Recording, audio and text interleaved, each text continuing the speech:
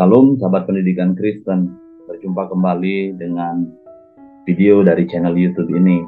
Pada kesempatan kali ini saya ingin membahas tentang hal menarik yang dilakukan oleh Yesus ketika dia menyembuhkan orang buta. Tidak seperti biasanya ketika Yesus menyembuhkan seseorang yang sakit. Pada episode kali ini kita melihat bagaimana Yesus meludah di tanah, kemudian mencampurkannya, lalu mengoleskannya pada mata dari orang itu, dan orang itu menjadi sembuh. Menjadi pertanyaan menarik, ada apa dengan ludah sehingga Yesus harus melakukannya?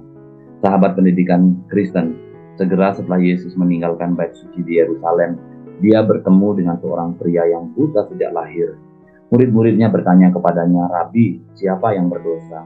Orang ini sendiri atau orang tuanya, sehingga ia dilahirkan buta?" Yohanes 9 ayat 2. Yesus menjawab bahwa kebutaan orang tersebut bukanlah akibat pelanggaran terhadap apapun yang dilakukan oleh dia ataupun oleh orang tuanya. Itu terjadi karena kuasa Tuhan akan dinyatakan di dalam diri orang buta tersebut. Yesus kemudian meludah di tanah, membuat lumpur dengan ludahnya, mengoleskan pada mata orang itu, dan menyuruhnya pergi membasuh diri di kolam Siloam. Setelah dibasuh, pria itu sembuh secara ajaib dan dapat melihat untuk pertama kali dalam hidupnya. Kita harus memahami bagaimana Tuhan melakukan mujizat ini. Untuk memahami besarnya mujizat ini dan pesannya yang lebih dalam, kita harus belajar tidak hanya dari sisi tekstual, tetapi bagaimana juga kita harus melihat dari sisi sejarah dan budaya. Bagian terpenting dari keajaiban ini adalah penggunaan air liur untuk membuat lumpur. Ini adalah pria yang buta sejak lahir, kemudian berarti dia adalah cacat genetik. Oleh karena itu, dia perlu mengalami penyembuhan pada tingkat spiritual dan genetik untuk sembuh sepenuhnya.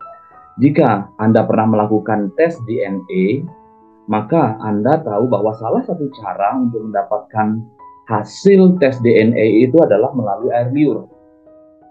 Melalui ludahnya, Yesus mentransfer DNA-nya yang sempurna kepada orang buta ini untuk menyembuhkan cacat genetiknya secara supernatural atau supranatural. Dengan cara yang sama, Tuhan menciptakan Adam dari tanah. Yesus melakukan mujizat penciptaan baru yang membawa kehidupan baru kepada laki-laki itu. Tapi ada sesuatu yang lebih dari sekedar cerita itu. Penggunaan ludah oleh Yesus juga dimaksudkan untuk menyampaikan pesan pentingnya asal-usul dan kedudukan Yesus sebagai putra sulung Allah dan pewaris sah kerajaan Bapaknya. Dalam budaya pada masa itu, putra sulung berhak atas 2 bagian harta kekayaan ayahnya. Hak menerima restu anak sulung dapat digugat jika terbukti bahwa yang bersangkutan adalah anak sulung dari ibunya tetapi bukan dari ayahnya, atau jika ia dianggap tidak sah karena lahir di luar perkawinan. Ada kepercayaan di antara beberapa rabi pada abad pertama bahwa air liur anak sulung memiliki khasiat menyembuhkan dan dapat digunakan untuk membuktikan bahwa anak tersebut berhak menerima berkat anak sulung. Ada contoh dalam Talmud di mana seorang anak laki-laki terbukti sebagai anak sulung karena ludahnya berkhasiat menyembuhkan seorang yang mengalami sakit mata. Dan didukung oleh pernyataan berikut. Ludah anak sulung seorang ayah menyembuhkan, tetapi anak sulung dari seorang ibu tidak akan menyembuhkan. Tetapi contoh kecil ini dibandingkan dengan mujizat yang dilakukan oleh Yesus tentulah tidak sepadan. Yesus tidak memulihkan penglihatan seseorang seperti dalam contoh di Talmud tadi, tetapi dia benar-benar memberikan penglihatan kepada seorang pria yang tidak pernah melihat sama sekali seumur hidupnya.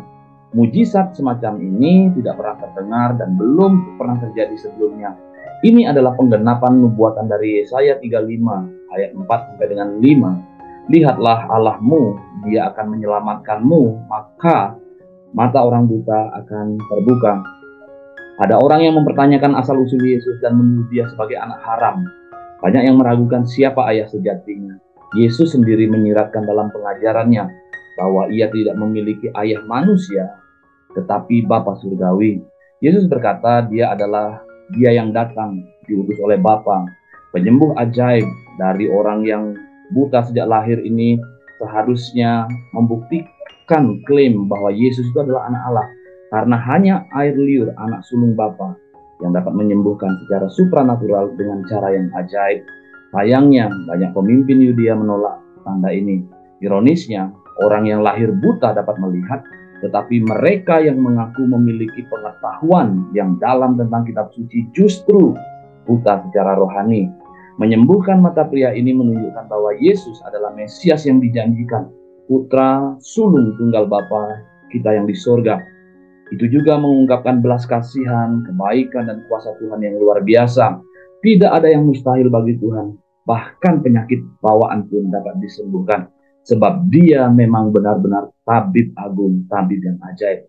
Sahabat pendidikan Kristen, kiranya uraian singkat kali ini akan memberkati kita semua. Amin.